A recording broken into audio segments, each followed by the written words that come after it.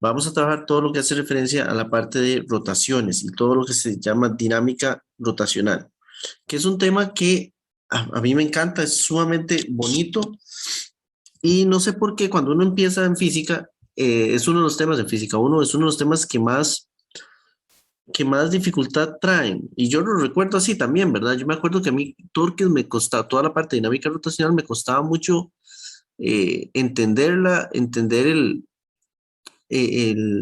no sé, lo veía muy abstracto a veces. Eh, Ahora no, claramente, pero en su momento sí tengo ese sentimiento de que era algo muy abstracto, algo que me costaba bastante. Entonces, bueno, la fe mía es que con las explicaciones y con lo que se lea en el libro, eh, tratar de quitarles ese miedo que pueda tener toda esta parte rotacional. Eh, en la, en el libro lo he estado leyendo y me parece que está muy bien explicado. De hecho, me gustó más que explicaciones de otros libros. Creo que está muy bonito. Hay muchos ejemplos y muy buenos. Están los ejemplos de billar, ya empiezan con algunos ejemplos de billar, lo cual es bastante interesante para todos aquellos fiebres del billar, eh, lo cual se agradece, ¿verdad? Porque son como un poquito más tangibles en ese sentido. Uno los puede ver, uno puede entender más o menos qué es lo que está pasando. Entonces es bueno que repasen esos ejemplos. Bien, recordemos eh, algunas cosas que hemos estado viendo anteriormente, más que todo en la parte de cinemática, pueden ser de gran ayuda. Recordemos, por ejemplo, que cuando llamemos un objeto, nada más una partícula, y que tenemos un punto o un eje de giro, este de acá, y esta partícula está girando alrededor de este eje, en este sentido, o o en el otro, cualquiera, no importa. Recordemos que definíamos la velocidad, digamos que este es el eje Z, y aquí vamos a tener el eje Y, y este es el eje X. Recordemos que habíamos definido la velocidad angular para esta partícula, omega, hemos definido como el cambio del ángulo zeta con respecto al tiempo. Eso significa que si en un cierto tiempo delta t recorre un ángulo zeta, entonces la velocidad angular media la podríamos ver como, esto es vectorial, la podemos ver como el delta zeta entre delta t. Perdón, deltas. Entonces sí, es importante que nos acordemos de esa analogía que habíamos hecho entre valores lineales y valores angulares, ¿verdad? Que X era la variable de posición, en este caso la variable de posición es zeta, la velocidad es el cambio con respecto al tiempo de esa variable de posición, en este caso es omega, y en el caso de las aceleraciones, recordemos que habíamos hablado de dos aceleraciones, aceleración centrípeta, que es la que permite el cambio de la dirección, y la aceleración tangencial o angular, que es alfa, y que también la habíamos visto de cita de t, así. Como la que era encargada de aumentar la rapidez del objeto conforme va dando vueltas. Entonces, estas analogías es importante que las tengan ahí claras. Además, habíamos relacionado estas variables angulares con variables lineales. Por ejemplo, habíamos dicho que eh, el arco o la distancia recorrida en un movimiento circular era igual a r por zeta. Habíamos dicho que la velocidad tangencial la podíamos ver como r por omega y la aceleración tangencial la podíamos poner como r por alfa. Y bueno, aparte habíamos dicho que la aceleración centrípeta, que es bueno también tenerla por ahí, era igual a omega cuadrado entre r o que era igual a la velocidad tangencial al cuadrado entre r. Cualquiera de las dos es válido. ¿De acuerdo? Ahora sí, pensemos en términos de energías. Vamos a hablar de esta parte en energía rotacional.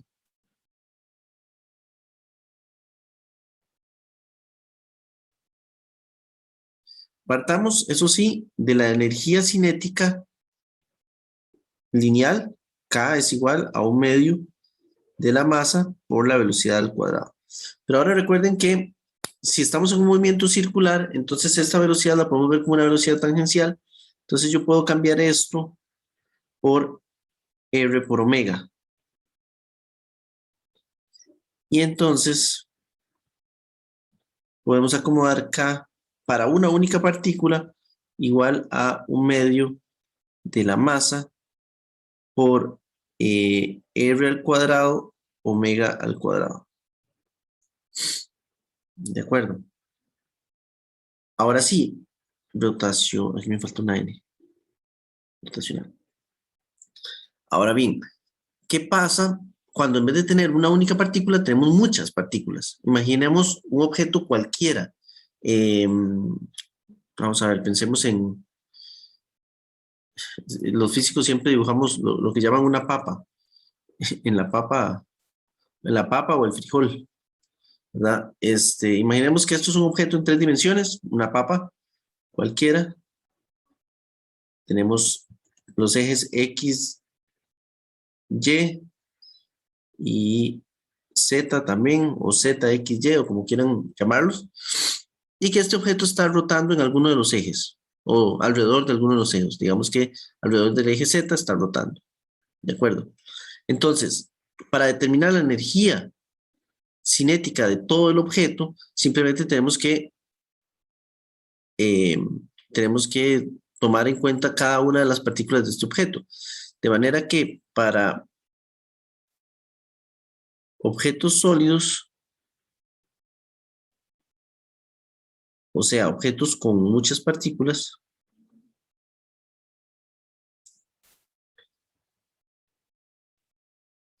la energía cinética simplemente va a ser la suma de cada una de las energías de cada partícula. O sea, K va a ser igual a 1/2 de la masa 1 por la velocidad 1 al cuadrado. O bueno, voy a ponerlo ya en términos rotacionales. R al cuadrado, omega al cuadrado, más 1/2 de la masa 2 por R al cuadrado. Aquí está, tal vez sí, 2, 1, omega al cuadrado, más puntos suspensivos, más 1/2 de la masa I, RI al cuadrado, omega al cuadrado. Ahora, vean que no hice diferencia en cuanto a los omegas son iguales para todos, ¿verdad? Porque indiferentemente de a dónde se ubique el objeto o el pequeña partícula, ya sea aquí o aquí, el cambio del ángulo va a ser igual para todas, ¿verdad? Entonces, la velocidad angular tiene que ser igual para para todos los objetos. De manera que la energía cinética me va a quedar como 1/2 de la sumatoria de las MI, RI al cuadrado, omega. Donde sí hay que tener en cuenta, y esto es importante, perdón, por cierto, estoy un poco engripado, entonces si me da un ataque de tos, me disculpan. Sí, Andrés, adelante. Bueno, dos cosas, ese omega se puede sacar, ¿verdad? Bueno, Este omega se podría sacar, sí. Aquí y ese vamos omega va al cuadrado Sí, sí, va al cuadrado, no he terminado de escribirlo. desde el... Sí, sí. Entonces, básicamente sí, como dice Andrés, ese omega se puede sacar porque es el mismo para todos, es una constante, y solamente nos queda esto que está acá. De manera que uno puede agarrar este pedacito de aquí, aislarlo, y de hecho lo vamos a llamar con un nombre especial. Esto es la inercia rotacional. O también, es que Yo le llamo inercia rotacional, creo que por como lo vi en Física 1, pues yo lo vi en el Resnick, creo que en el Resnick le llamaban inercia rotacional. También lo pueden conocer como momento de inercia. Momento de inercia. En los libros también lo pueden ver como momento de inercia. No sé, no recuerdo cómo lo pone, pero para que lo tengan presente que tiene las dos formas. Vean que la forma que tiene esto, se le utiliza la letra I para llamarlo y se define como la sumatoria de los MI, RI al cuadrado. Vean que se parece mucho a lo que hacíamos para el centro de masa, ¿verdad? ¿Se acuerdan que el centro de masa agarrábamos y X del centro de masa era igual a la sumatoria de los R's por M's, RI, MI, y bueno, entre M. O bueno, X, tal vez. Entonces vean que se parece mucho. La diferencia es que aquí tenemos un RI al cuadrado o una posición al cuadrado. Estas posiciones, eso sí, se hacen referencia a la distancia que hay entre el eje de rotación y el objeto o la partícula, digámoslo así. Entonces son distancias perpendiculares al eje de rotación. Eso es importante que siempre lo tengan claro. Es perpendicular al eje de rotación. Entonces serían estas distancias. Este sería el R1 por decir algo y este sería el R2. Entonces son perpendiculares al eje de rotación. Muy bien. Ahora, tomemos en cuenta que perfectamente lo podemos pasar esto a un objeto continuo. Vea que aquí hasta ahora lo que he estado hablando es como si fueran partículas discretas cada una, o sea, aparte cada una de ellas, de que yo, pues, imaginémonos, no sé, tal vez bueno, los planetas alrededor del sistema solar. Entonces, estoy hablando, si queremos determinar cuánto es la inercia del sistema solar, entonces agarraríamos cada uno de los planetas, los sumamos multiplicados por la distancia al cuadrado y así tendríamos la inercia de todo el sistema solar, cómo el sistema solar va girando.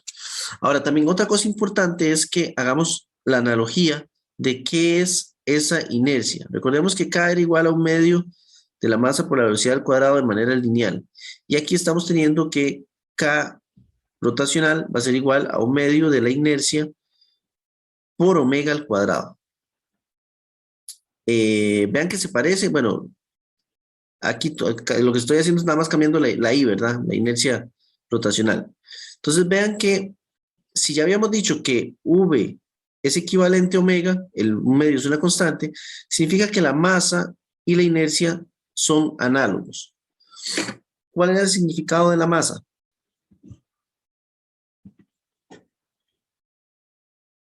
¿Qué implica la masa? ¿Qué significa la masa? Con la cantidad de partículas que contiene un cuerpo. Entonces sería la cantidad de masa, entonces estaríamos hablando de mol, pero no, me refiero en términos de movimiento. Sí, perdón. La resistencia al movimiento. Resistencia al movimiento, exacto. Julián, gracias. Nos referimos a la resistencia al movimiento. Recuerden que cuando hablamos de momento y cuando hablamos también de la segunda ley de Newton, entre más masivo sea un objeto, más difícil es que se mueva. Si ustedes están en el espacio y tienen una bola de tenis y una bola de boliche, por ejemplo, van a necesitar una mayor fuerza para poder mover ese objeto, ¿verdad? La bola de boliche, que en comparación a la bola de tenis. Bueno, a nivel rotacional ocurre lo mismo, nada más que aquí tenemos que tomar en cuenta que esa inercia o esa cantidad que se opone al movimiento está compuesta no solamente de la masa, sino también de la distancia a la cual se encuentran las partículas desde el punto de giro. Entonces, eso lo vuelve muy interesante y muy complejo, ¿verdad? Porque no es lo mismo que yo ponga a rotar este objeto en esta dirección, a que lo ponga a rotar en esta dirección o a que lo ponga a rotar en esta otra dirección. ¿De acuerdo? Entonces, ahí es donde tal vez empieza un poquito la complejidad, ¿verdad? En un sistema lineal, cuando hablábamos de masa, la masa se mueve en X, Y, Z, y sí, si es más masivo es más complicado, pero es la misma masa para cualquiera de las direcciones. La inercia no es la misma para cada uno de los ejes de rotación. Un ejemplo más claro, es muy fácil hacer que esto ruede en esta dirección, el lapicero este, es muy fácil que ruede, pero ya es difícil hacerlo que ruede en esta dirección, ¿verdad? Hacer que ruede en esta dirección es mucho más complejo que hacerlo que ruede en esta dirección. Entonces, pensemos que ya hagámonos a la idea de que las inercias rotacionales no son constantes para cada dirección. Dependiendo de cómo usted esté haciendo girar el objeto, todo cambia. Y no solamente de cómo lo está haciendo girar, sino también la distancia a la cual se encuentra el objeto para hacerlo girar. Por ejemplo, hacerlo girar al objeto, digamos que este es mi eje de rotación, hacerlo girar en esta órbita tiene una cierta dificultad, en esta órbita tiene otra dificultad, y dentro de mi eje de rotación, hacerlo girar acá tiene otra dificultad. Entonces, hay que abrir un poco más la mente y pensar en todas esas posibilidades, hacen que la inercia cambie, o por lo menos que no la veamos igual. ¿De acuerdo? Entonces, ahora vamos a ver propiamente lo que es el cálculo del momento de inercia o de la inercia rotacional. Vean que habíamos quedado en que la inercia I era igual a la sumatoria de los MI por los RI al cuadrado. Esto para objetos discretos o partículas discretas, un sistema de partículas discretas. Entonces teníamos nuestro eje de rotación y tenemos muchas partículas y todas estas partículas están rotando. Ahora, cuando tenemos un objeto continuo, entonces ahí tenemos que cambiar. Voy a hacerlo más como un cilindro para que quede obvio. Bueno, para que quede más claro que estamos rotando con respecto a un eje. Profe, Sí, adelante. cuando se rota, por ejemplo, en sentido antihorario, pero luego se hace en sentido horario, la inercia sigue siendo la misma magnitud, ¿no? Sí, porque estamos siempre en el mismo eje. Ok. Lo que ahí sí cambia es la dirección de omega, ¿verdad? Entonces, bueno, Sí, sí, sí. en Sería cuestión de negativa. energías, en cuestión de energías no afecta nada, pero a nivel de más adelante, cuando veamos torque, entonces ahí sí se tiene que tomar en cuenta cuando la omega es positiva y cuando es negativa. Bien, entonces tenemos este objeto, que digamos que está rotando en esta dirección, y yo ahora lo que necesito es determinar a partir de diferenciales de masa, yo puedo determinar también cuáles son sus inercias. Entonces, tenemos un origen. Este origen encuentra una distancia R de mi diferencial de masa, recordando que los diferenciales de masa de M los podemos acomodar en términos de su densidad, ρ, que puede ser en función de X, Y, Z, R o Z, como quieran, por un dV.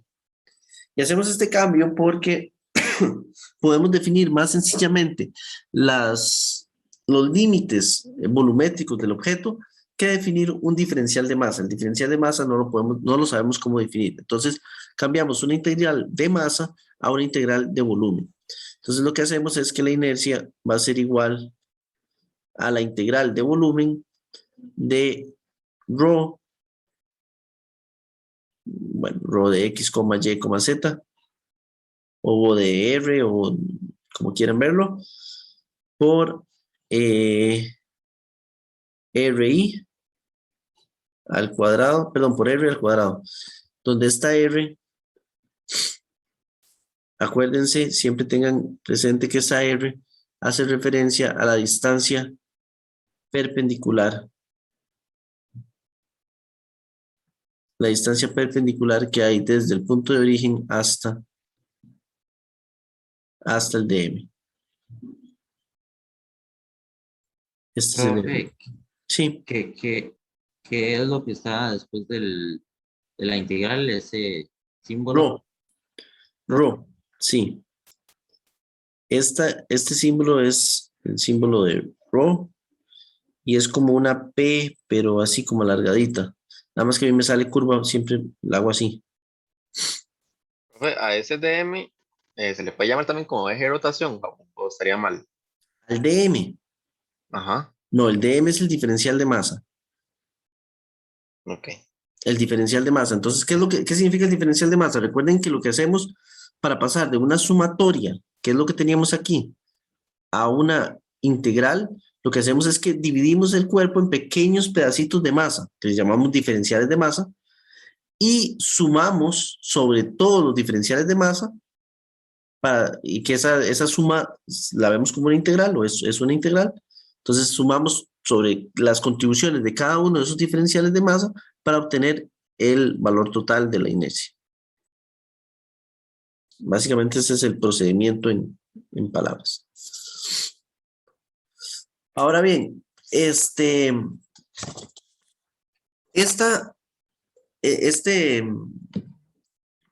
forma de calcular las inercias nos ponen en un pequeño aprieto, digámoslo así, porque,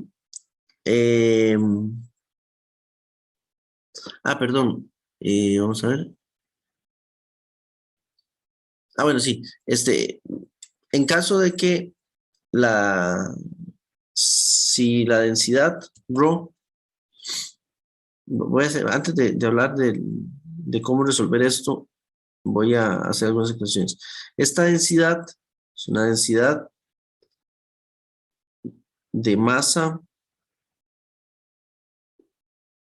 volumétrico, o sea, en 3 dimensiones. Volumétrico. También existe la posibilidad de que trabajemos en 2 dimensiones, en 2D. Entonces lo que tenemos es, en vez de un diferencial de volumen, tenemos un diferencial de área. Entonces el dm va a ser igual a un sigma que depende de x, o puede depender de x, y, también puede ser constante. Y esto es igual, perdón, a sigma de A, donde aquí en vez de trabajar con un volumen, trabajamos con un área. Y en una dimensión,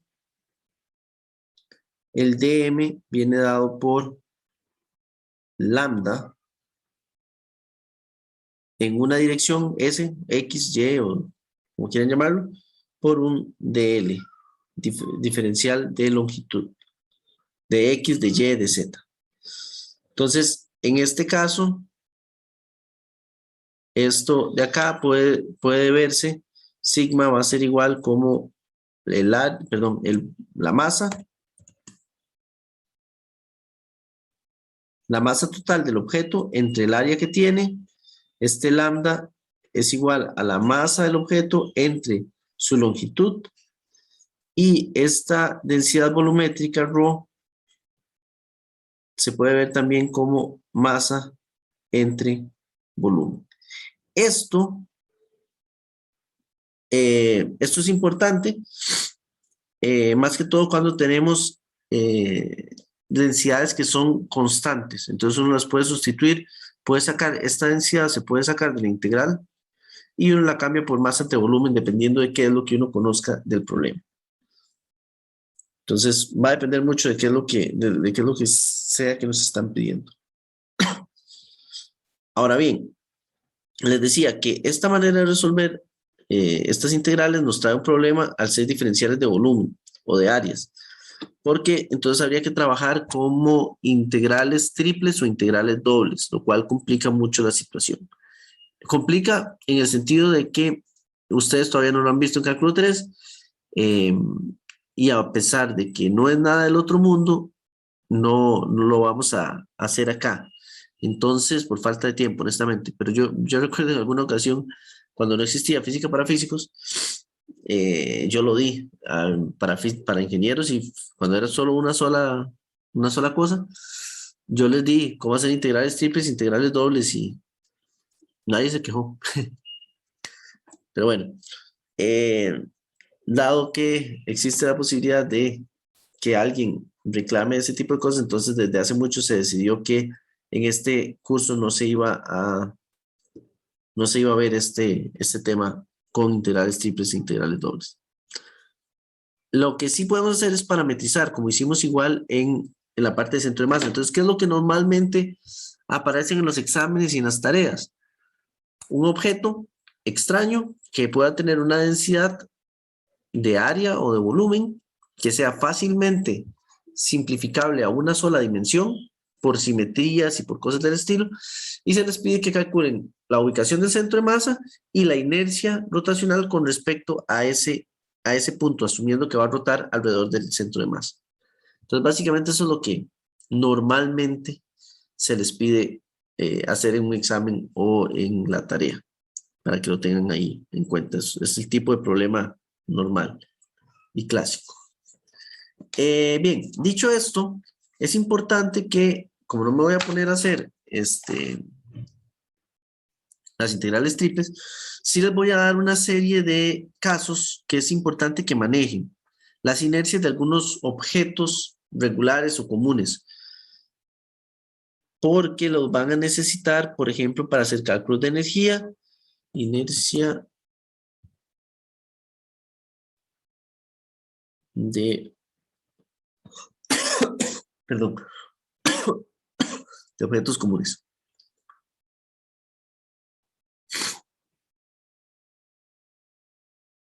Entonces, es importante que esto lo tengan ahí. No se los tienen que aprender de memoria, claramente. Los pueden repasar del libro cuando sea. Pero sí es importante, algunos van a terminar aprendiéndose de memoria. Entonces, la inercia rotacional de un disco que gira con respecto a un eje que pasa por su centro de masa.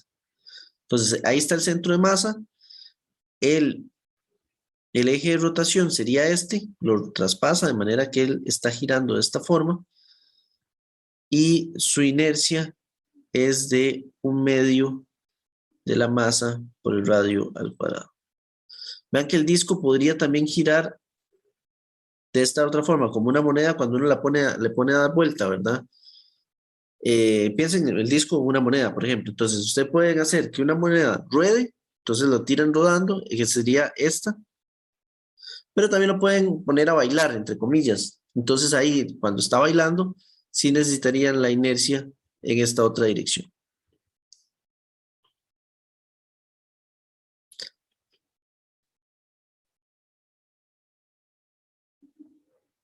Ok. Otro caso que es justamente el mismo que el del disco es el de el cilindro. Tienen la misma inercia. Es un cilindro que gira también con respecto, está horrible no me gustó. Voy a borrar. Que gira también con respecto a un eje que pasa por su centro de masa.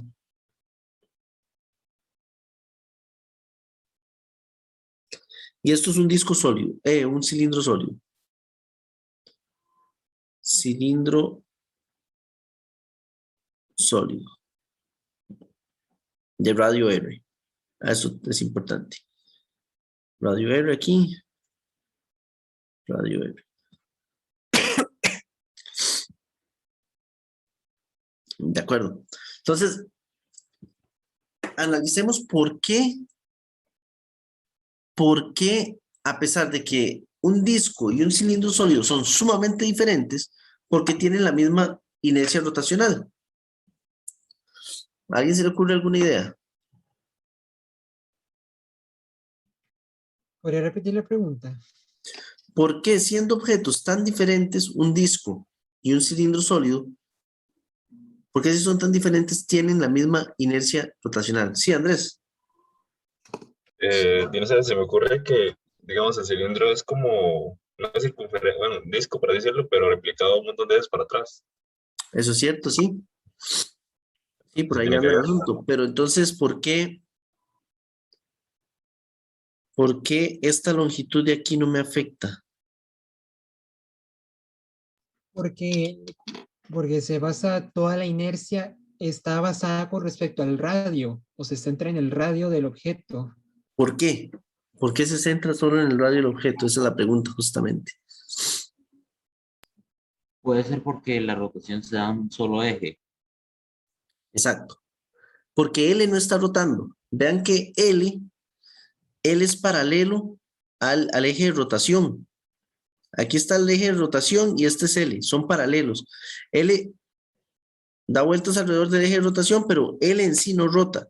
Para que rote L, entonces necesitaríamos el cilindro perpendicular al eje de rotación. O sea, pensemos en un cilindro de esta forma y que va a rotar en esta dirección. Entonces, ahí sí, la longitud es importante y de hecho la inercia de este disco, perdón, de este cilindro, que le llamamos cilindro con cilindro sólido,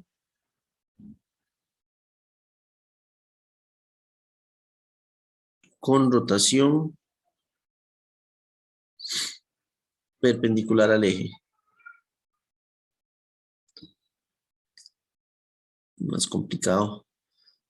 Perpendicular al eje.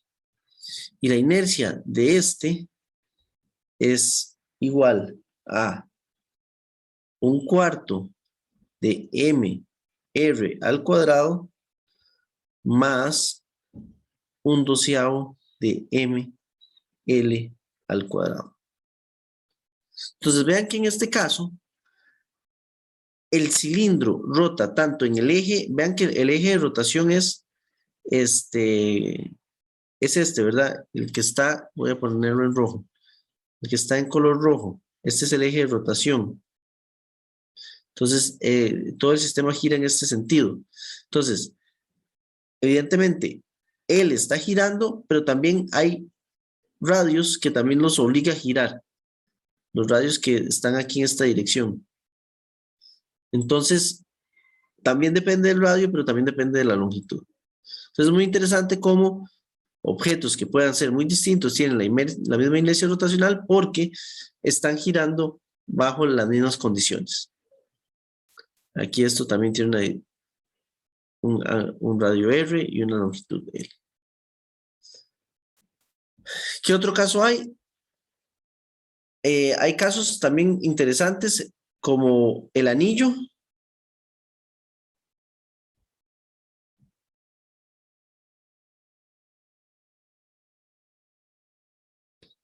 El anillo y el cilindro delgado.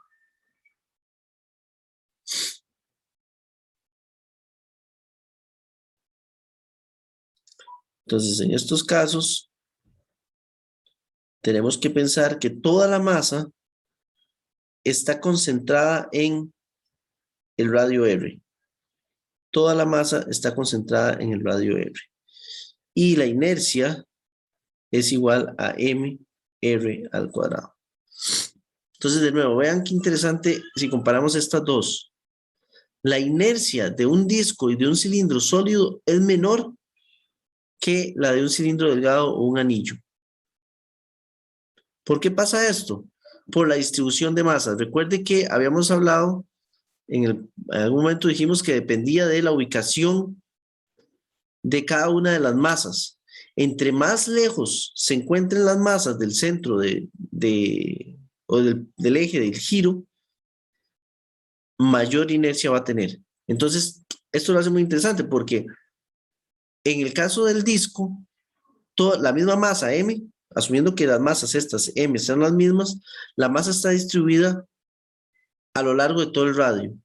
En el caso del anillo, la masa está concentrada a una distancia R, toda la masa. Entonces eso implica que tenemos más masa alejada del centro de giro y por tanto su inercia va a ser mayor.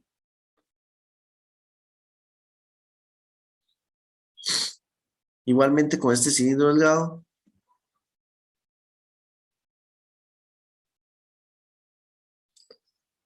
toda la masa se encuentra concentrada lejos. Entonces también hay un experimento que a mí me gustaba hacer mucho en laboratorio o en clases, que es agarrar una tabla común y corriente y en el laboratorio se tienen las cosas para hacerlo. Se tenía un cilindro hueco, un cilindro sólido, una esfera hueca y una esfera sólida. Entonces uno pone una tabla inclinada, los pone todos a la misma posición y los suelta. ¿Cuál es el que debe llegar más rápido? El que debe llegar más rápido es el que tenga la menor inercia, porque tiene la menor resistencia a la rotación. Y el que tiene menor inercia, en el caso de esos, es la esfera sólida. La esfera sólida maneja una inercia bastante baja, porque tiene además bien distribuida toda su masa, y, y puede girar más fácilmente. Por tanto, puede girar más fácilmente que el resto. De hecho, ese es el que sigue, esferas.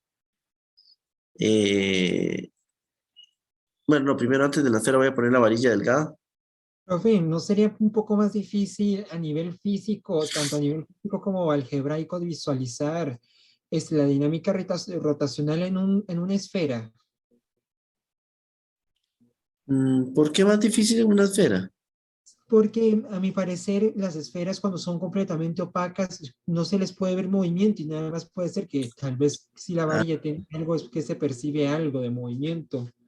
Porque bueno, como pero estamos hablando, o sea, usted me está poniendo una condición muy, muy particular, que son completamente opacas. Entonces, pero igual, si son completamente brillantes, también cuesta mucho observarlo, ¿verdad? Si usted agarra una bolincha, un balín de metal, usted no lo ve rodar, pero no por eso no significa que no está rodando, ahí está rodando. Vi que dos personas levantaron la mano, y después las quitaron, creo. Ah, no, ahí está. Andrés primero y después Ángel. Digamos, entonces, o sea, la inercia rotacional es una energía. Bueno, no es una masa, pero quiero decir, la energía rotacional, ¿cómo se llama esa K, digamos, que puso en el movimiento rotacional? A ver, devolvámonos un toque. Cuando estábamos aquí hablando de movimiento rotacional, Ajá, había una, había una K. pues, como usted definió acá, ajá. Sí, esta O sea, K digamos, esto sí ajá. es energía. Esta es Pero la entonces, energía. digamos, si un objeto, digamos, por ejemplo, el ejemplo de las bolas de billar, Ajá, digamos, yo tengo una bola de billar, la bola está en movimiento, entonces tiene energía cinética. sí. Y también está rodando, entonces tiene energía rotacional o es la misma. No.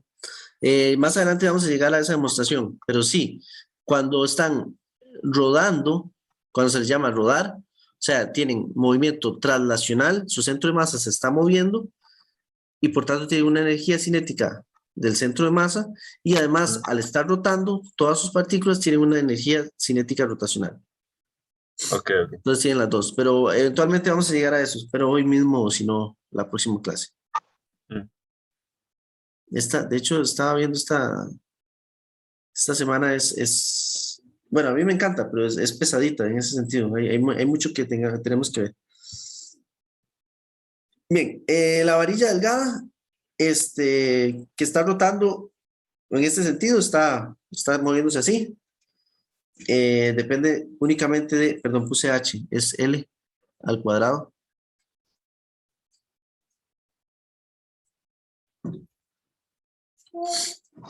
Y después tenemos la última, no, la esfera. Esta es importantísima. Las que más van a utilizar es la de la esfera, honestamente.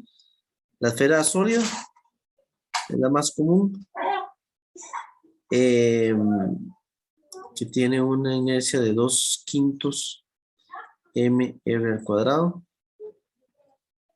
Esta es una de las más comunes. Esta es la sólida. Y después está la esfera hueca, que el dibujo es lo mismo. La esfera hueca, que es de 2/3 de mr al cuadrado.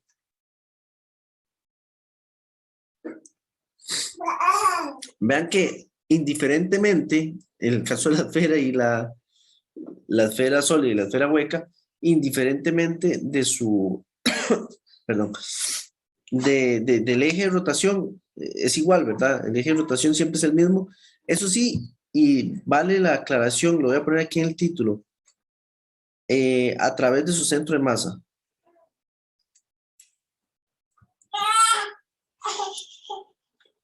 Esto sí es importante, a través de centro de masa. Vean que en todos los casos el eje de rotación pasa a través del centro de masa.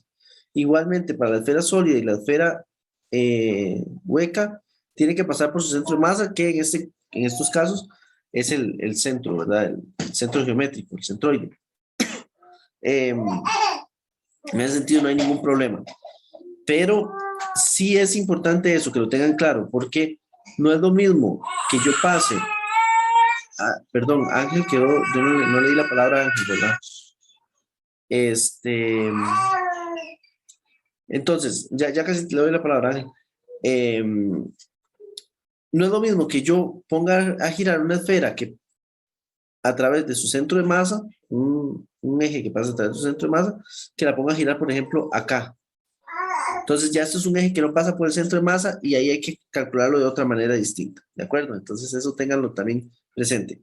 Igual les vamos a enseñar o van a aprender cómo hacerlo cuando pasa por un eje distinto. Ahora sí, perdón, el chat, voy a leer rápido. Sí, Ángel, en el caso del anillo y el cilindro delgado es la misma, mr cuadrado. Esa era la pregunta que tenía cuando alzó la mano, perdón. Sí, era eso, también lo tocaba eso, Ok, bien. Bien.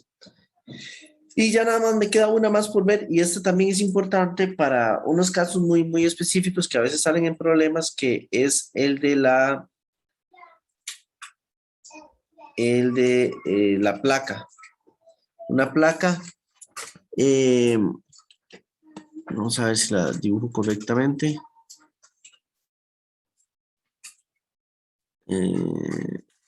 Una placa que está girando a través igual de su centro de masa, de esta forma, entonces gira de esta manera, o al revés, bueno, no importa. Gira en este sentido. Entonces, hay dos casos, la rectangular,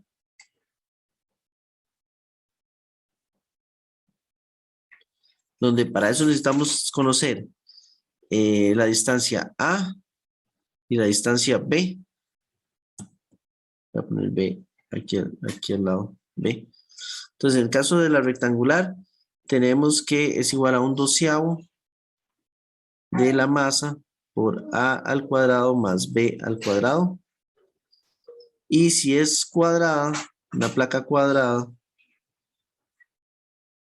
entonces sería 1/6 claramente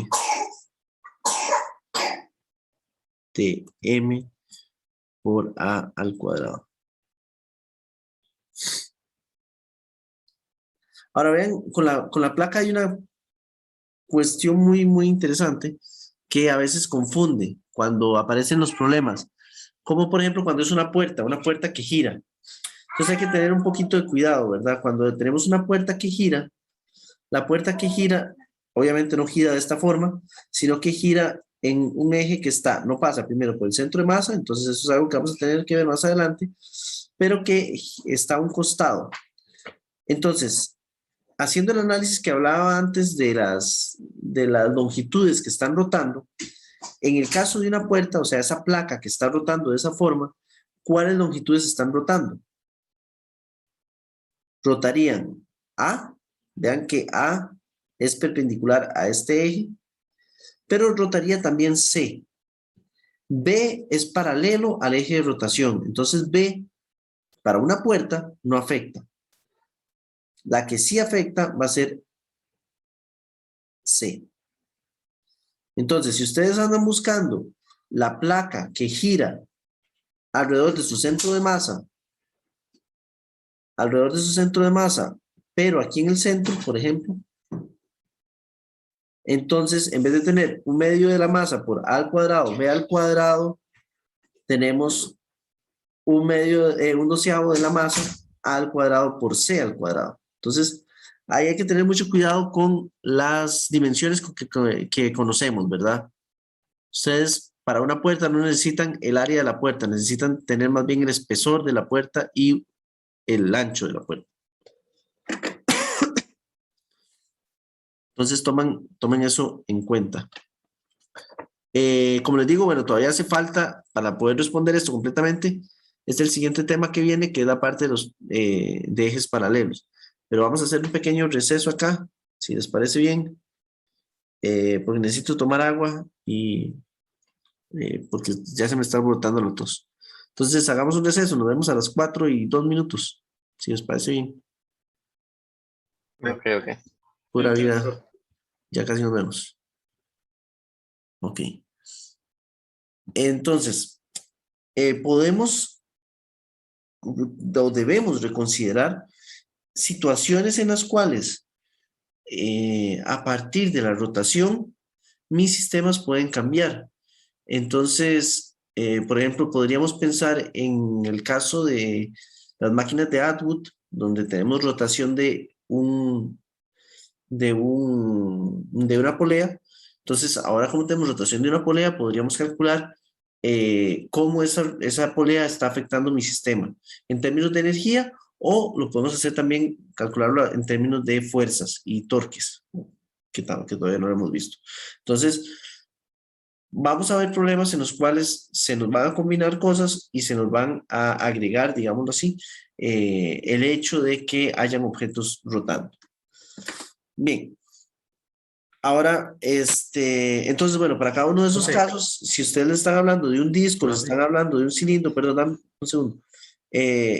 Si están hablando de un disco, de un cilindro, entonces ustedes consideran la inercia de ese disco o ese cilindro a la hora de rodar. Entonces es importante tenerlos ahí. Sí, ahora sí, José Pablo, creo que. No, que con lo de la esfera, la fórmula, digamos, eso aplica, no importa bueno, alrededor del centro de masa, pero no importa sobre cuál eje esté rodando, dado que es No, esfera. porque la esfera es simétrica, exacto. Ujú. Sí, es el único caso en el cual en algún momento, creo que se los mencioné a todos, ahora no recuerdo muy bien, pero cuando ustedes vean mecánica clásica, se van a dar cuenta que la inercia no es un valor, como lo estamos viendo acá, sino que es en realidad una matriz, donde tenemos las diagonales de la matriz, que va a ser la inercia en XX, la inercia en YY y la inercia ZZ. Entonces, esto funciona para objetos, o sea, estas inercias que estamos viendo acá serían una de todas estas. Por decir algo, por ejemplo, si estamos hablando del disco, entonces la ZZ sería un medio de MR al cuadrado, pero la de XX y YY van a ser diferentes. Y cada una va a tener, bueno, van a ser diferentes que la de ZZ, pero XX y YY van a ser iguales entre ellas. Y después existe la posibilidad de tener términos cruzados, que sería el IXY y el IY, sí, IXY, y este sería el IYX, etcétera, etcétera. Bueno, ahí ustedes lo acomodan.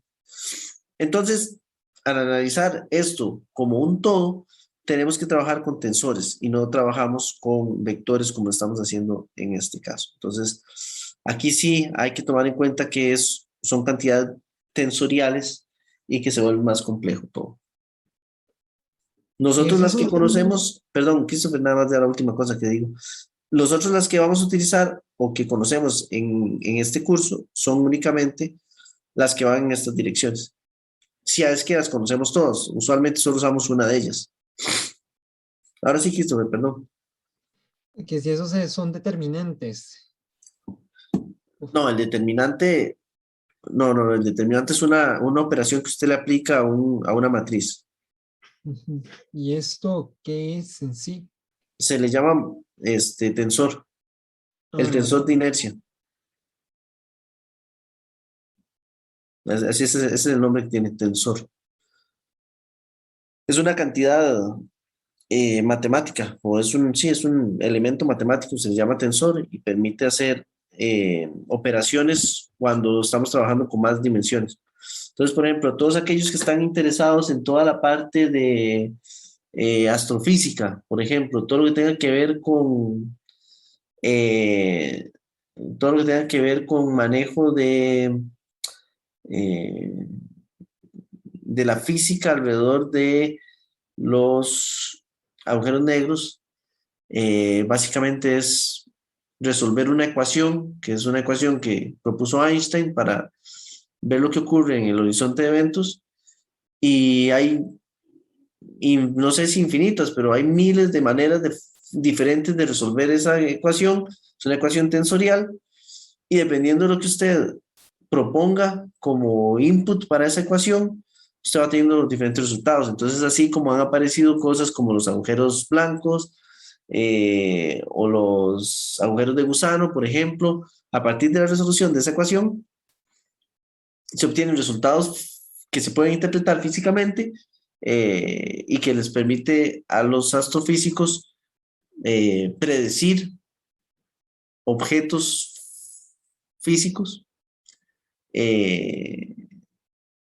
diferentes, ¿verdad? Y todo va a depender de cómo resuelvan esa ecuación. Pero básicamente es mucha álgebra vectorial. Y yo no sé si yo les conté esa historia también, que yo cuando entré a física me interesaba mucho la astrofísica. Yo decía, a mí me gustaría poder entender todos los misterios a nivel astronómico. Pero cuando me di cuenta de qué iba esto y de que había que resolver esas ecuaciones que son pesadas, ahí yo dije, no, esto no es lo mío. Yo soy más de meterme en un laboratorio. Y por eso terminé más en física de estado sólido. Bueno, física de la materia condensada, pero sí. Es muy interesante, aún así, es muy, muy interesante. Por ejemplo, la amiga mía esta que estudiaba astrofísica allá en España, ella resolvía las ecuaciones de el horizonte de eventos utilizando formas muy parecidas a las de los fluidos. Entonces, su input era más como física de fluidos. Esa fue la parte que mejor pude entender.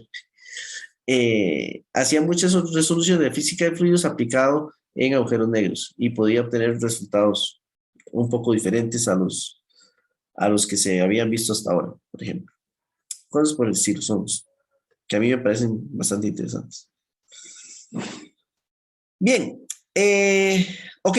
¿Qué pasa entonces cuando tenemos un objeto que no rota por su centro de masa? Entonces, para ello utilizamos el teorema de ejes paralelos. Sí, Andrés. Nada más me dio un toque ahí a la puerta. Entonces, digamos, si yo, o sea, la puerta no, no importa qué tan alta sea, lo que yo requiero para poder hacerla que gire sería la misma fuerza, digamos, o energía. Sí, no, depende, ¿verdad? Porque si es muy alta, probablemente tiene mucho más masa, entonces la masa aumenta. Ah, ok, sí, sí, también sí, sí, es que también depende de la masa. Claro, Ok, ok. entonces ahí sí, Sí, sí. Si usted mantiene la masa constante, entonces ahí sí, le digo, es lo mismo. Una sí. pequeñita, una grande es la misma cosa. Pero si la masa aumenta, entonces ahí sí ya se vuelve complejo. Pero recuerdo no sé si alguno ha tenido la oportunidad de ir a el Centro Espacial Kennedy o al otro, al de Cabo Cañaveral. Ellos Yo sí tienen he ahí, ido. yo no sé si, bueno, si lo vio en uno de los tours, a ver, yo lo hice esto hace muchos, muchos años y no me acuerdo realmente, pero a uno lo llevaban en un tour y le enseñaban a uno una mega cámara de vacío, era gigante, y que tenían una puerta que era, no sé, de tal vez unos 40 metros, una cosa así, era gigante, era una puerta gigante, gigante, gigante. Y el chiste del asunto era que llegaba una señora y con una sola mano la empujaba y la cerraba, a pesar de que se veía enormemente grande y metálica y todo el asunto. Eh, entonces, bueno, creo que hacía referencia más que todo al torque en ese caso, pero, pero era bastante sorprendente ver que algo que se ve tan masivo no necesariamente es complicado de hacerlo girar, dependiendo de donde usted ponga la fuerza. Yo no sé si Christopher vio esa misma puerta que yo vi, o que yo tengo en la memoria por lo menos, pero era algo gigante. O sea, sí vi un montón de cosas grandes, pero ahí tendré que ver fotos a ver si, si yo me acuerdo de eso, porque en general, bueno, yo no lo hice con Tour, en mi caso particular, pero sí vi, por ejemplo, el simulador que estaba, que recordaba la misión del Apolo 11 en 1969. Sí estuve ahí, por ejemplo. Eh, Vieran que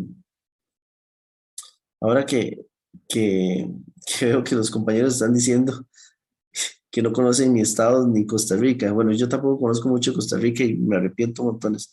O sea, me hace falta mucho conocer de Costa Rica y quiero hacerlo. Pero vieran que a mí, digamos, yo he conocido muchísimo, mucho, y es todo gracias a la ciencia, ¿verdad? La ciencia tiene una cuestión muy particular que es la necesidad de intercambio, la necesidad de ir a otras partes a aprender. No significa que si ustedes estudian ciencia tienen que irse del país, pero ayuda mucho porque viendo lo que la gente hace en otras partes, uno aprende mucho.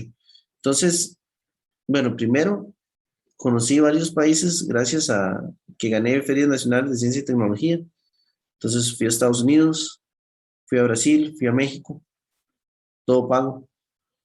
Después, estando en la U ya, siendo asistente, un profesor me dijo, si usted consigue la plata, yo lo mando a Suecia para que haga el entrenamiento en rayos X. Entonces, de verdad, y uno va y toca puertas y hay alguien que le ofrece a uno la plata y nos vamos. Entonces, estuve 3 meses en Suecia con plata de la universidad y con plata del MISIT. Y después para la maestría también, o sea, la maestría yo la saqué con plata del MISIT, una beca del MISIT. Y el doctorado me fui de valiente con lo que me ofrecían allá y ya después la UCR me terminó de patrocinar, pero fácil no es, pero se puede hacer, ¿verdad? Y a mí, bueno, el hecho de haber tenido esa oportunidad, todo se debe a la ciencia. Entonces, toquen puertas, nunca les dé miedo ir a preguntar, ir a averiguar, porque a nivel de ciencia se puede conseguir bastante. Ahora, sí les admito que estamos en una coyuntura nacional que es completamente distinta y complicada, ¿verdad? O sea, estamos en una situación muy, muy compleja eh, que dificulta todas las cosas. Bien, punto y aparte, imaginemos que tenemos este sistema extraño tiene su centro de masa por acá, digamos que este es el centro de masa, y si lo hacemos rotar vamos a tener una cierta inercia, donde la inercia de este centro de masa es, la inercia del centro de masa va a ser igual a la integral de r al cuadrado de m.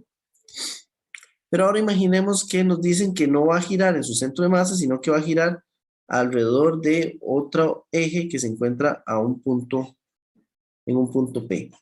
Digamos que este es mi punto P. Este punto P se encuentra a una distancia D del centro de masa. Esta es la distancia D. Y aquí lo que tenemos que pensar es en términos de las distancias. Por ejemplo, asumamos que nuestro origen está por acá. Este va a ser nuestro origen. Entonces, vamos a tener una distancia R', que va a ser, aquí se me está haciendo complicado, que va a ser la distancia que va a haber desde un segundo, desde mi origen hasta el punto P. ¿Qué pasó aquí?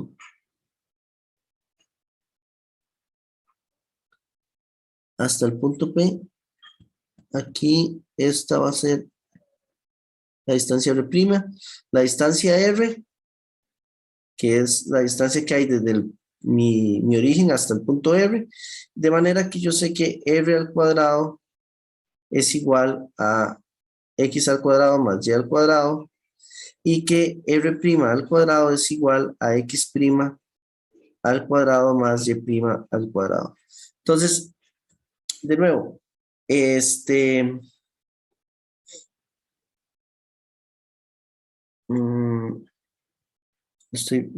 un segundo, perdón.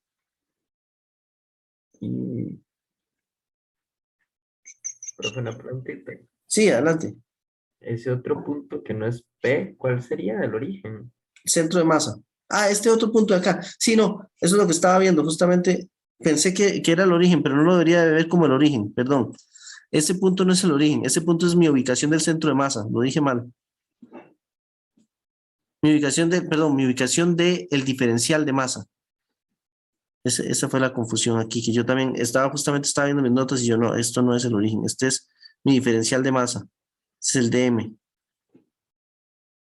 Esto que está acá es el DM. Ok, ahora sí, desde el punto P hasta el DM, entonces yo tengo un R', y desde el punto C hasta el DM, así, yo tengo un R. Ahora sí, pongamos que igual entonces, medido desde el punto P hasta mi diferencial de masa, no sé cómo dibujarlo honestamente, vamos a tener un X' y un Y'. Y desde mi centro de masa, hasta el DM, yo tengo un X cuadrado, Y cuadrado. Entonces, ¿qué es lo que quiero decir con esto? Si ustedes quieren averiguar la inercia en el punto P, esto va a ser igual a la integral de, poniendo mi origen en el centro de masa, sería desde X más X', X más X' al cuadrado, más Y al cuadrado, por el diferencial de masa. Entonces, voy aquí aquí hay falta un más. Entonces, ¿qué es lo que está ocurriendo? Vean, voy a tratar de dibujarlo para que quede más claro, pero yo lo que necesito es, si mi origen está en el centro de masa, ahí es donde voy a poner mi origen, si mi origen está en el centro de masa, yo lo que necesito es igual, hacer una sumatoria sobre todos los diferenciales de masa, trasladándolo a este punto de acá, trasladándolo acá, ¿de acuerdo? Entonces, para yo poder trasladar esto a este punto de aquí, yo necesito considerar ambas distancias, tanto la de que va desde el centro de masa hacia el DM, como la que va desde el punto P hasta el DM. Recordando, eso sí, que la distancia que hay entre el DM, el centro de masa y el punto P es D. Esta D de aquí es importante, que no me quedó nada bonita.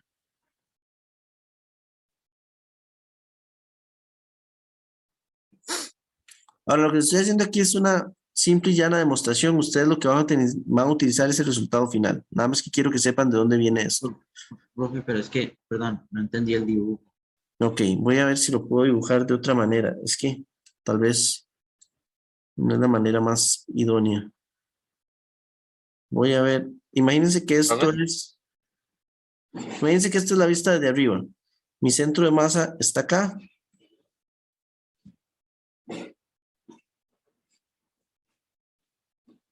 Este es mi centro de masa. Este va a ser mi punto P. Y aquí voy a poner mi DM, diferencial de masa.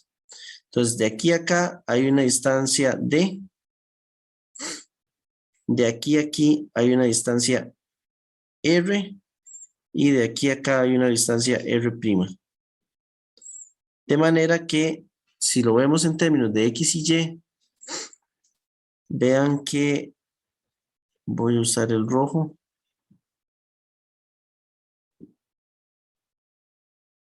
Este rojo que estoy tratando de hacer ahorita,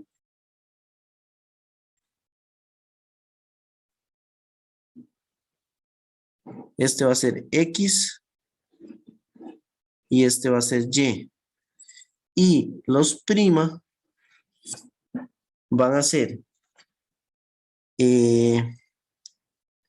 este de aquí va a ser X' y este de acá va a ser Y'. Así. Son las distancias, tomando en cuenta esto, ¿verdad? R al cuadrado va a estar compuesto de Y al cuadrado más X al cuadrado, y R' está compuesto de X' al cuadrado más Y' al cuadrado.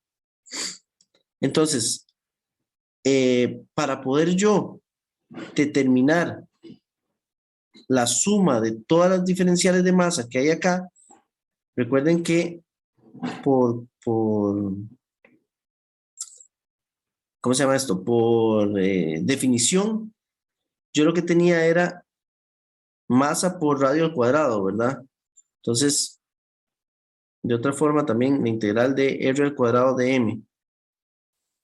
Ahora sí, donde está R eran las distancias perpendiculares que habían desde mi eje de rotación hasta el de M. Entonces, en este caso, como yo lo que conozco es esta distancia D, entonces yo lo que estoy haciendo es acomodando o reacomodando mi integral para utilizarlo en términos de las variables X', Y' y las variables X y Y. Entonces, al cambiar el R cuadrado por X más X' al cuadrado más Y al cuadrado, entonces ya puedo hacer la sumatoria sobre cada uno de los diferenciales de masa. Y desarrollando esto, me va a quedar X al cuadrado,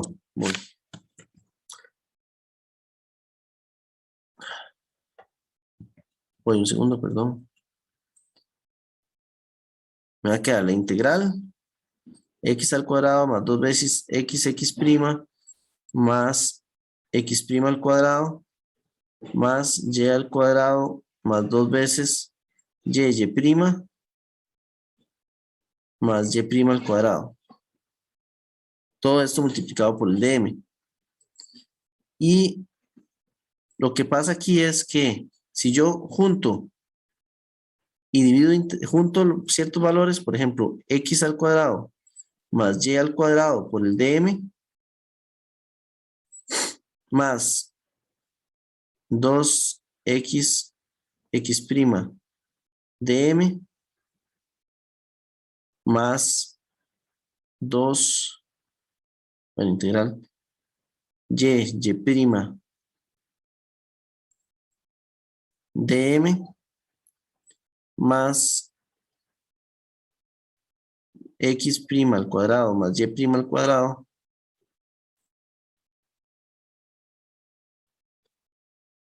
por el dm.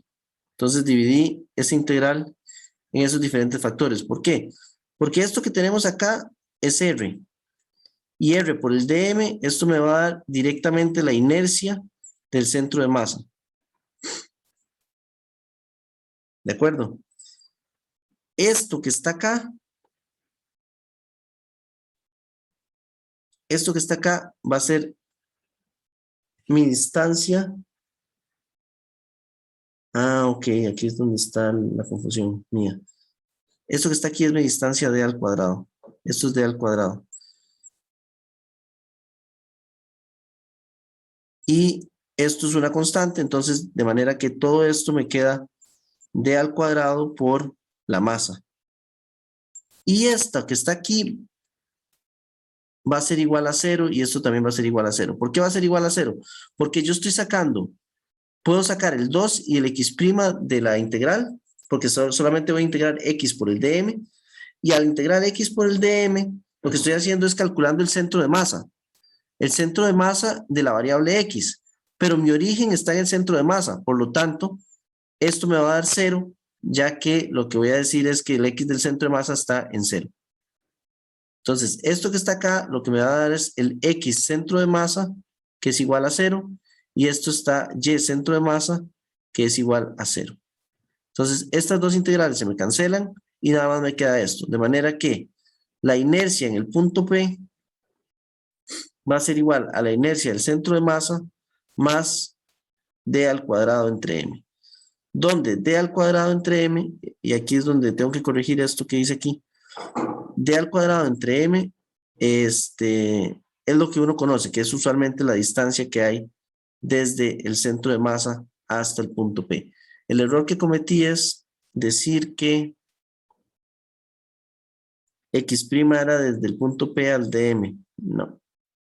X' y Y' van desde el centro de masa hasta el punto P. Entonces esto sería Y' y esto sería X'. Y esto puede tener un carácter vectorial, ¿verdad? Puede ser que sea un menos, pero bueno, no me afecta mucho. Si yo lo pongo ya vectorial, ahí tendría que ponerle una dirección, pero eso no me afecta en lo más mínimo, porque a la hora de elevar al cuadrado siempre me va a quedar este X cuadrado más Y cuadrado de M, que sería la inercia del centro de masa, y estos dos de acá también me van a quedar positivos. X' al cuadrado más Y' al cuadrado, que va a ser la distancia D al cuadrado. De manera que este teorema de Steiner lo que me dice es esto.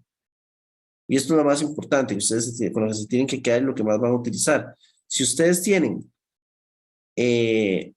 un objeto que gira en un punto que no es su centro de masa y ustedes conocen la distancia que hay desde el centro de masa al punto P, pueden calcular cuánto es la inercia, conociendo también la inercia del centro de masa. Entonces, volvamos al caso de la puerta, que les decía. Nosotros vamos a saber la inercia de la puerta que gira alrededor del centro de masa, esta que está acá. Habíamos dicho que la inercia del centro de masa iba a ser igual a un doceavo de, si esto es C, este es A y este es B. Va a ser igual a un doceavo de A al cuadrado más C al cuadrado. Pero la puerta no gira en su centro de masa, sino que gira en un punto P, que está acá. De manera que la inercia en el punto P, vean que los dos ejes son paralelos, ¿verdad? Estoy hablando de este eje que está aquí y que es paralelo al que pasa por el punto P. Esas dos líneas son paralelas y eso es importante. Entonces va a ser igual a la inercia del centro de masa, que es un doceavo de A al cuadrado más C al cuadrado, más, perdón, aquí me falta la masa, M doceavos, más M por la distancia que hay desde el centro de masa hasta el punto P. La distancia que hay es esta de acá, que es A medios. Entonces sería A al cuadrado cuartos. Y esa sería la inercia para una puerta.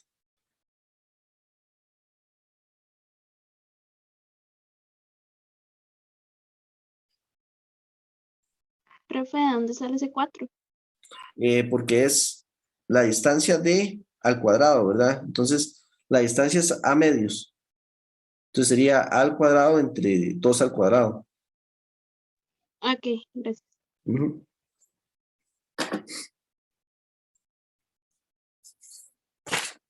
Y eso básicamente es el teorema de ejes paralelos, que es sumamente importante. Más que todo la aplicación, no, la demostración la hago solamente para que ustedes sepan que se puede hacer, que hay un lugar de donde sale esto, que no es mágico, pero no es tan relevante a nivel de ecuaciones.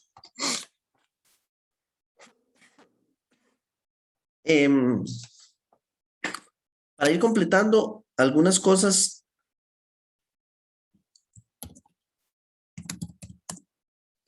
no, mejor esto todavía no. aquí vamos a ver,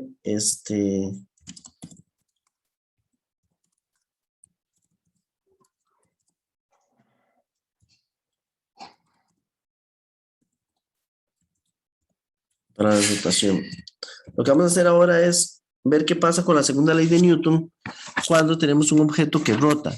O sea, le vamos a aplicar una fuerza a un objeto y vamos a ver qué es lo que está ocurriendo. Entonces, pensemos en un sistema de 3 coordenadas. También esto es otra cosa que tiene este tema, ¿verdad? Aquí tenemos que trabajar siempre en 3 coordenadas, porque por lo general alguno de los planos tiene que rotar, y al rotarlo ya entonces necesitamos la tercera coordenada. Si esto es Z, esto es X y esto es Y. Tenemos un objeto, no sé, algo así raro, que está ahí. Y vamos a agarrar aquí un punto dentro de ese objeto cualquiera. Y este punto lo vamos a estudiar cómo rota alrededor del eje Z. Un segundo que se me quedó.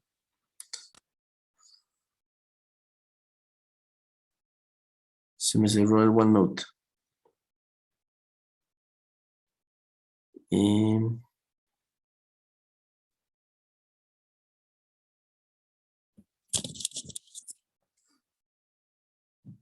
OneNote. Entonces, les decía, agarramos un punto cualquiera y lo rotamos.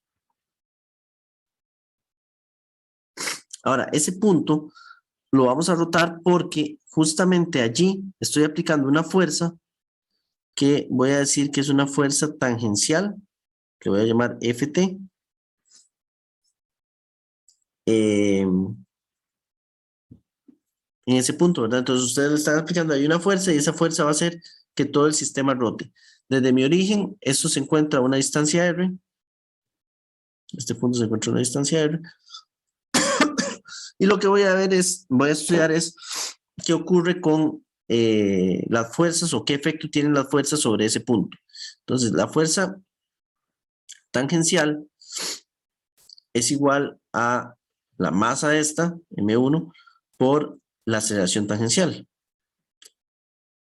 Ahora lo que voy a agarrar es multiplicar a ambos lados por la distancia perpendicular al eje de rotación. O sea, por esta distancia de acá que voy a llamar R perpendicular. Entonces, voy a multiplicar aquí por R perpendicular. F tangencial es igual a M por R perpendicular a tangencial. Ahora, recordemos que la aceleración tangencial, ya lo habíamos dicho, era igual a la angular por esta distancia tangencial. Perdón, por esta distancia perpendicular. De manera que si sustituyo acá, me va a quedar que el R perpendicular por F tangencial va a ser igual a la masa por R perpendicular al cuadrado por alfa.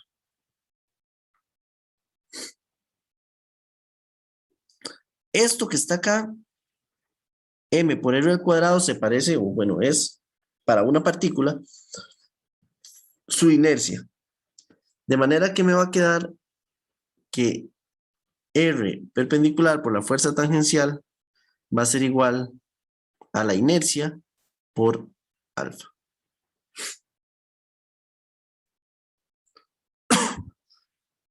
Esto que está aquí, esta parte que está acá, es lo que llamamos el torque.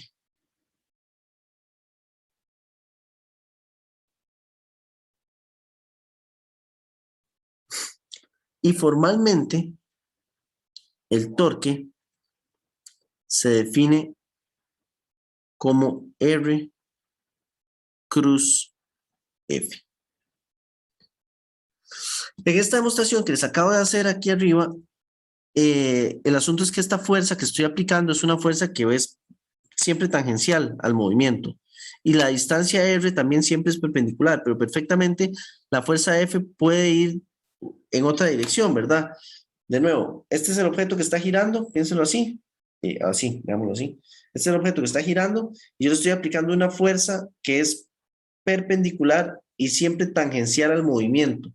Pero perfectamente yo le puedo estar aplicando una fuerza que va en esta dirección. Igualmente el objeto está rotando, ¿verdad? Esta fuerza que estoy aplicando igualmente hace rotar. O la puedo aplicar aquí, o la puedo aplicar acá, o la puedo aplicar en esta dirección, por ejemplo, igualmente rota. Entonces, la dirección de la fuerza no siempre van a ser, la fuerza total no siempre va a ser así toda bonita, ¿verdad? Que va a ir tangencial. Pueden ser fuerzas completamente diferentes, en direcciones completamente contrarias, y en ese caso sí tenemos que trabajarlo de esta manera. Entonces, el torque va a ser igual a I por alfa. Comparando con la segunda ley de Newton, recuerden que la segunda ley de Newton decía que la fuerza era igual a masa por aceleración. Ya habíamos hecho algunas equivalencias. Aceleración angular equivale a la aceleración lineal, la inercia equivale a la masa de nuevo, y por lo tanto el torque equivale a la fuerza. Vean que el torque depende de la distancia que haya entre el punto donde se ubica la fuerza y el eje de rotación y también la fuerza per se. ¿Qué significa esto? Vamos a desarrollar aquí esto un poquito. Recuerden que la magnitud de este torque la podemos ver como RF por el seno de zeta. Entonces, de nuevo, asumamos que tenemos mi origen por acá. Yo voy a tener aquí una distancia R y una fuerza que se puede aplicar en cualquier dirección, digamos en esta dirección, F. Donde el ángulo zeta es el ángulo que hay entre ellos dos. Para este ejemplo que estoy haciendo yo, tenemos que esto va a ser F y esto va a ser R. Entonces el ángulo zeta es el ángulo que hay entre ellos dos. Y aquí una advertencia importante. Tengan cuidado, muchas veces funciona bastante bien, pero no siempre es así en cuanto a la ubicación del ángulo. Un error común es decir que esto sea zeta. Y eso no es zeta. No es este zeta al menos. No es zeta porque zeta es el ángulo que hay entre los dos vectores. Y los ángulos entre dos vectores se miden cuando están cola con cola. Aquí yo tengo cabeza con cola. Por lo tanto, yo no puedo ahí medir zeta. Lo que pasa es que en muchas ocasiones, el seno de zeta es igual a el seno de este ángulo que está acá. Entonces, en muchas ocasiones, a pesar de que se comete el error conceptual, numéricamente les queda bien. Entonces, tengan mucho cuidado con eso. Hay otras ocasiones en las que no, en las que hay que ubicar bien el ángulo porque se pueden equivocar dependiendo de la magnitud que tengan. Entonces, con cuidado, ¿verdad? ¿Qué es lo que ocurre? Vamos a ver. Si ustedes lo piensan bien, vean que si ustedes continúan aquí esta línea, esto que está aquí va a ser zeta y esto va a ser el complementario de zeta. El que ponen como zeta a veces, lo voy a llamar alfa. En este caso, vean que zeta va a ser mayor a 90, pero en muchas ocasiones, cuando los vectores se ubican de manera que el ángulo zeta está de 0 a 90 y el otro ángulo también se encuentra de 0 a 90, es perfectamente equiparable, ¿no? Es lo mismo hacer el seno de zeta que el seno de alfa. Porque recuerden que el seno es positivo en el primero y en el segundo cuadrante. Entonces, coinciden, los ángulos complementarios coinciden para que dé igual indiferentemente de si es el uno o el otro. Entonces a veces funciona, pero siempre tengan el cuidado de que los ángulos se deben de medir cola con cola. ¿De acuerdo? Entonces volvemos a analizar analizar el torque del cual estoy hablando. Vean que si yo aplico una fuerza lejos de mi punto de giro, por ejemplo acá, y mi punto de giro está aquí en el eje Z, y yo aplico una fuerza en esta dirección, entre mayor o entre más lejos me encuentre de mi punto de giro, mayor torque voy a tener. También para maximizar el torque, yo lo que hago es que aplico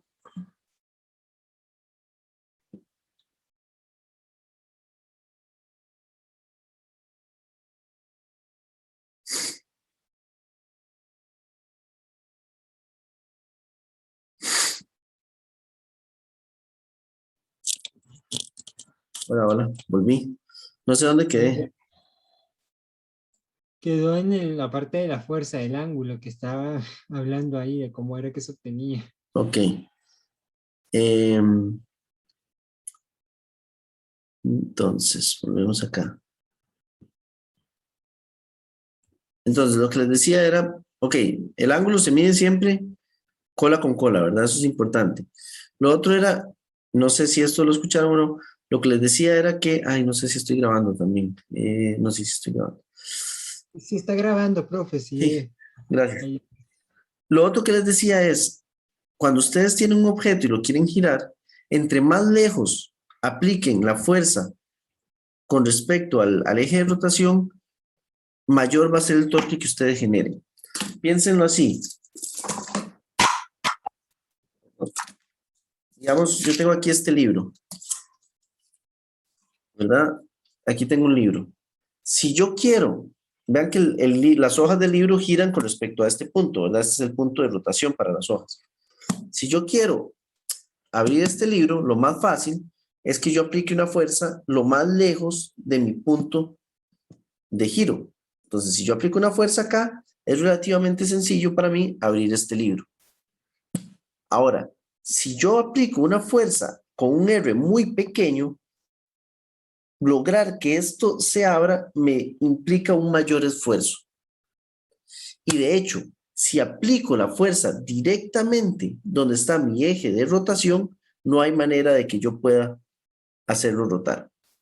Siempre tiene que haber una distancia. Si yo aplico una fuerza aquí directamente, no hay forma de que yo pueda abrir el libro. Con una puerta pasa igual. Si ustedes tratan de abrir una puerta empujando muy cerca del eje, no la van a lograr o van a necesitar muchísima fuerza para lograr hacerlo. Este es el sistema, el torque es el sistema en el cual se basan los carretillos o lo que llaman la palanca. Es la palanca, ¿verdad? El torque es justamente la palanca. Hay un punto de apoyo, ese es mi punto de rotación, y entre más lejos yo aplique la fuerza a ese punto de rotación, más fácil para mí va a ser alzar o mover o lo que sea el objeto. Entonces yo no sé si ustedes han visto, por ejemplo, bueno, las llaves rana, ¿verdad? De los carros. Es muy difícil que ustedes con solamente una distancia de 1 pulgada puedan apretar suficientemente bien esos tornillos. Pero ustedes le agarran y meten una llave que tiene un brazo que es bastante largo y aplican una fuerza sobre esa llave. Entonces, por ejemplo, yo he visto en la calle alguna vez a un camionero cambiando una llanta de camión y agarran una llave rana que es bastante larga y tras de eso le meten un tubo que llega tal vez a 2 metros de altura y después se le guindan desde allá arriba y así es como empiezan a soltar los tornillos esos. Necesitan un torque enorme para soltarlos. Y ese torque enorme se logra aumentando este radio lo más posible. Por otra parte, vamos a ver, si este es R, esto es R y esta es la fuerza que le estamos dando, F, el ángulo también es importante, ¿verdad? Vean que si yo aplico una fuerza en esta dirección, por más fuerte que yo sea, jamás voy a hacer que el objeto rote. Este es mi celular, por ejemplo, y si yo le aplico una fuerza aquí, el objeto, por más fuerte que yo sea, el objeto nunca va a rotar. Conforme yo empiezo a ponerle un ángulo, entonces ya ahora sí ya empieza a rotar.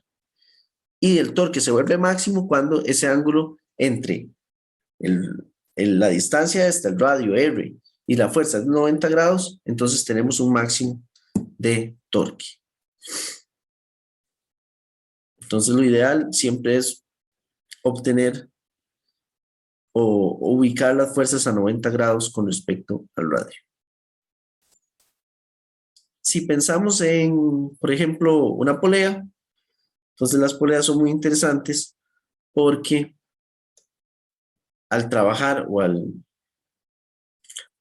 girar gracias a una fuerza dada por un cable o por una cuerda,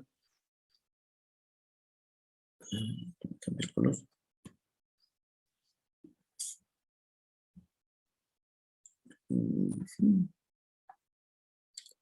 Entonces piensen en una cuerda que va aquí. Esta es la cuerda. Esta cuerda gira alrededor de la polea de esta manera. Ok.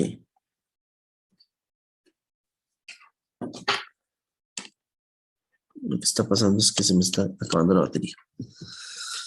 Entonces, vean que en el caso de la polea tiene un radio R. Este es el radio R. Y las fuerzas de tensión siempre van a jalar. En este caso, aquí va a ir una fuerza de tensión. Y en este otro caso, acá va a ir la otra fuerza de tensión. T2 y esta es T1. Entonces, una de las cosas interesantes con las poleas y el trabajar con cuerdas o cables es que siempre van a salir a 90 grados. Aquí tiene que haber 90 grados y aquí tiene que haber 90 grados con respecto al radio. En el caso de cuerdas y poleas, los torques siempre son 90 grados. Entonces, los torques los podemos ver como RF por el seno de 90, que es 1. Si a ustedes les dicen es una polea que trabaja con una varilla y la varilla está fija acá a un ángulo tal, ángulo cita, entonces ahora sí ya tienen que pensar en otra cosa, porque esto es una varilla que se va a ir moviendo en diferentes direcciones. Perdón, en diferentes direcciones no, va a ir moviéndose, digamos, con respecto a la rotación de la polea, pero que va a mantener un ángulo cita siempre a una distancia R pequeña. Entonces, lo que quiero hacer énfasis es que cuando tienen una figura que es ya sea cilíndrica o esférica y trabajan con cables alrededor de esa figura, las tensiones van a salir a 90 grados. Si trabajan con varillas, entonces ya eso puede cambiar el ángulo con el cual están moviéndose. ¿De acuerdo? Eso es para que lo tengan ahí presente. Más difícil todavía sería que este ángulo sea variable, ¿verdad? Que cita vaya cambiando en diferentes puntos. Y ya ahí sí puede serse bastante complejo el problema. Pero bueno, son cosas que pueden pasar. Bien. Entonces, regresándonos un poco. Sí. Entonces, cuando en un sistema como los que veíamos antes de poleas, digamos, la polea consume una cierta cantidad de energía, que bueno, Sí. no estamos tomando en cuenta. Sí. Y aún si no tuviese fricción con balines ni nada, aún así consumiría energía. Sí. Sí, porque la estamos haciendo rotar. Ok. Entonces, sí, hay que considerarlo. La idea es que resolvamos algunos problemas de esos la próxima clase. ¿Ah? Bueno, digamos, el ejemplo que dio sobre la puerta gigante que la señora lo empujaba Sí. con una mano, Sí. ¿por qué se hacía una cámara vacío? Ah, ¿para qué era? Eso era, no recuerdo. Primero era en inglés y yo en aquel momento yo no hablaba inglés.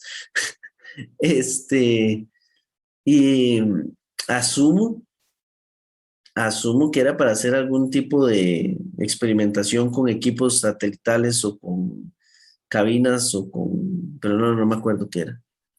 Es que, pero no hacía falta. O sea, para que ella lo empujara con una sola mano, no hacía falta que fuera una cámara así. Ah, no. Solo los estaba poniendo en contexto. Ah, ok, ok. Que era una Eh, cámara de vacío que tenían ahí para hacer pruebas. Y era gigante. ya. No tenía que ser cámara de vacío. Es indiferente eso. Bien, recordemos nada más que la segunda ley de Newton nos hablaba que sobre un objeto, cuando teníamos la sumatoria de fuerzas externas, iba a ser igual a masa por aceleración del objeto. Con torques pasa lo mismo. La sumatoria de los torques externos va a ser igual a la inercia por alfa. Entonces, un objeto puede ser sometido a diferentes torques. Torque 1, torque 2. Voy un segundo, perdón.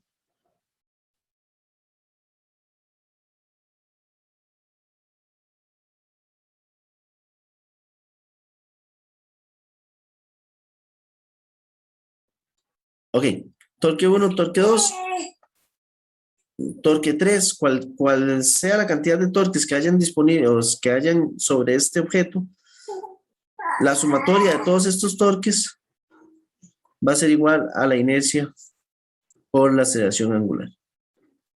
Entonces, en estos sistemas que veíamos antes, como la máquina de Atwood, o un sistema como este, donde teníamos dos masas,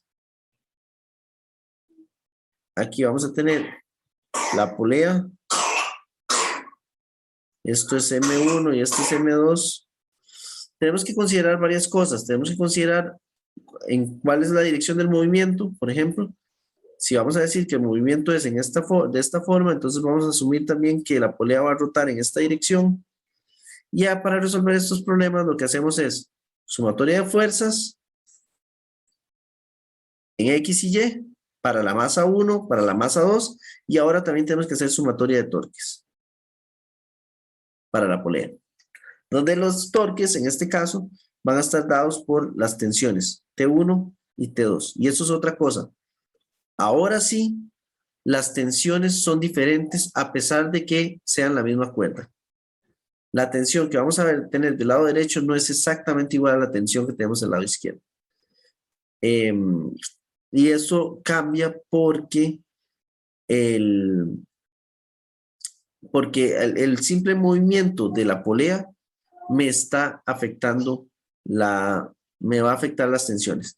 Ahora, para poder desarrollar esto necesitamos saber la inercia de la polea.